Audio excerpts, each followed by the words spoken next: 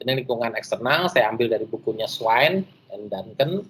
Di sini kelihatan bahwa ini adalah lingkungan umum, ya, ini lingkungan kesehatan, ini adalah area layanan, gitu ya Bapak Ibu, di mana ini semua saling mempengaruhi dan juga dia akan mempengaruhi organisasi, gitu ya. Nah, ini lingkungan umum ini termasuk institusi pemerintah, organisasi bisnis, institusi pendidikan, institusi keagamaan, institusi penelitian gitu ya, dan juga individual.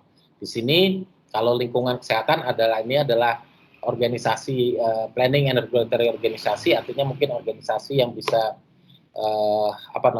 perencanaan dan regulasi organisasi, ya, organisasi perencanaan dan regulasi maksudnya primary provider, secondary provider, provider representatif dan individual pasien. Nanti kita lihat siapa aja mereka. Nah, ini contohnya ada pesaing gitu ya. Di area layanan ada pesaing, ada government service gitu ya, services atau terus ada business organization dan profit organization atau organisasi lokal lainnya gitu ya. Dan ini konsumer individual, dilihat dari sisi demografik, psikografiknya, status kesehatan, di mana lingkungan ini akan berdampak kepada organisasi. Nah, ini bentuknya Bapak Ibu. Contohnya organisasi that rules primary and secondary providers. Jadi organisasi yang meregulasi gitu ya. Provider primary dan provider sekundernya. Gitu ya. Ini contohnya Bapak Ibu.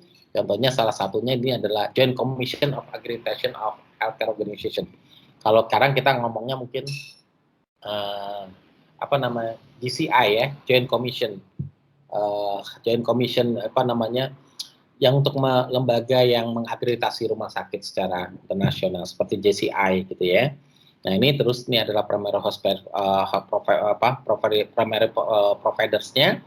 Contohnya adalah rumah sakit gitu ya dan lain sebagainya.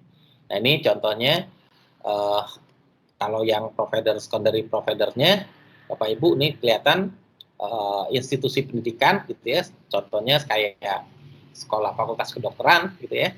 Nah, ini organisasi yang membayar layanan kesehatan gitu ya. Misalnya di sini ada perusahaan asuransi, kalau sekarang BPJS.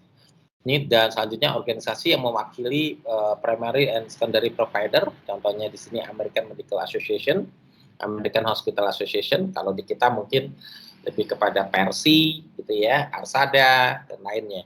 Atau terus yang kedua adalah individual dan pasien. Contohnya di sini adalah dokter gitu ya, praktek umum mungkin, terus perawat gitu ya, dan di sini non physician profesional gitu ya. Ini intinya Bapak Ibu. Intinya di chapter ini adalah bagaimana sih kita melakukan proses analisis lingkungan gitu ya. Nah, dalam melakukan proses analisis lingkungan ada tahapannya. Di sini ada 1, 2, 3, 4 tahapan. Tahapan pertama adalah melakukan scanning gitu ya. Terus tahapan kedua monitoring, forecasting, dan assessing. Scanning adalah bagaimana Anda memandang informasi dari lingkungan eksternal gitu ya. Lalu bagaimana mengorganisasikan informasi tersebut ke dalam kategori yang Bapak Ibu inginkan. Lalu identifikasi isu dari masing-masing kategori tadi gitu ya. Lalu proses monitoring adalah menentukan sumber dari datanya gitu ya. Lalu memasukkan atau menambahkan sumber tadi ke dalam database gitu ya, database lingkungan Bapak Ibu. Lalu Bapak Ibu harus mengkonfirmasi gitu ya, menyetujui atau tidak gitu ya, bagaimana trennya, pengembangan, dilema dan kejadiannya gitu. Lalu menentukan tingkat perubahan dari isu tadi gitu ya. Nah, di tahap forecasting Bapak Ibu di sini akan memperluas tren atau tidak gitu ya. Selanjutnya mengidentifikasi gitu ya, apa sih yang saling berhubungan gitu ya antara isu dengan lingkungan, isu dan kategori lingkungannya gitu ya. Lalu mengembangkan proyeksi alternatifnya. Lalu yang terakhir adalah penilaian. Penilaian yaitu mengevaluasi signifikansinya gitu ya, isu-isu tadi terhadap organisasi. Lalu identifikasi kekuatan yang harus dipertimbangkan dalam memformulasikan visi, misi, analisis internal dan strategic plan gitu ya. Contohnya gitu ya, data sebelum kita melakukan scanning, data itu bentuknya adalah diverse gitu ya, unorganized, sporadic, unevaluated, uncategorized. Lalu Bapak Ibu gunakan kaca scanning gitu ya. Di sini scanning lens, gunakan kaca scanning.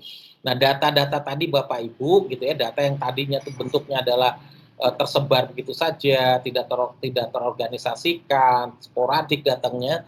Bapak Ibu dengan menggunakan lensa scanning tadi, Bapak Ibu kelompokkan gitu ya.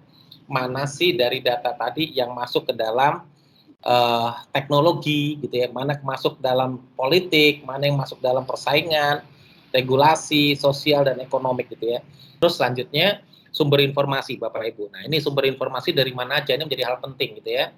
Kalau Bapak Ibu dosen mayoritas paham bahwa misalnya data itu adalah masalah penting, sumber data adalah masalah penting gitu ya. Nah, Bapak Ibu, jadi di sini bisa kita lihat ada inside sources gitu ya dan ada outside sources gitu ya. Nah, ini contohnya kalau yang inside terkait dari personal, superior, peer, subordinate, yang interpersonalnya terdiri dari report, notice, schedule meeting gitu ya.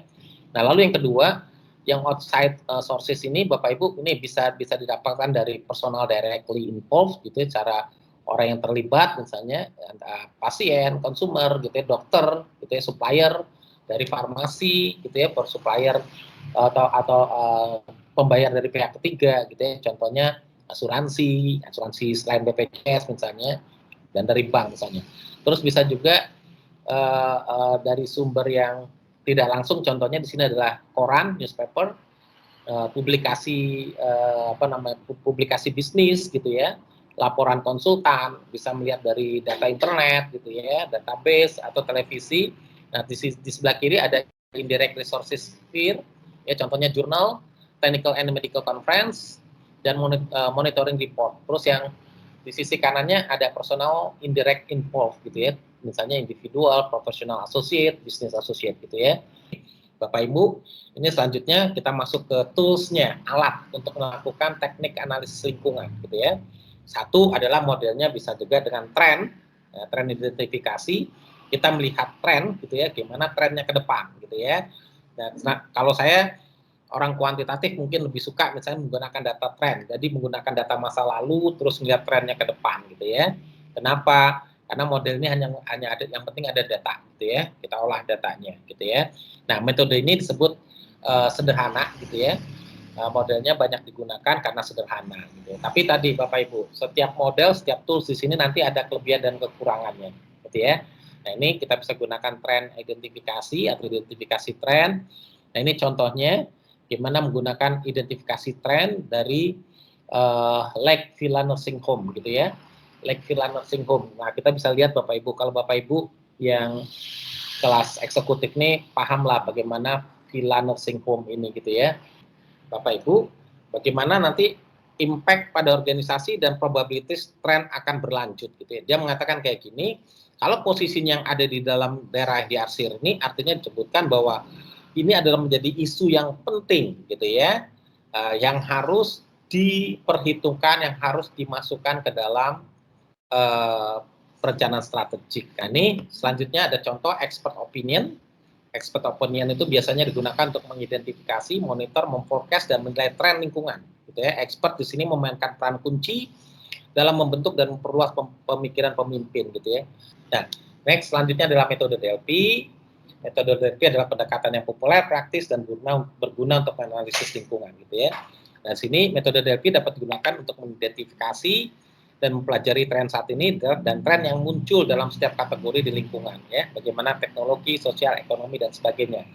Metode DLP tentunya adalah kita mengumpulkan beberapa ahli dan masing-masing ahli tadi kita minta pendapatnya, lalu kita tandingkan, kita kelompokkan, lalu kita ulang lagi prosesnya sampai nanti kita mendapatkan hasil akhir. Nah, ini ada denominator group teknik atau brainstorming dan focus group gitu ya.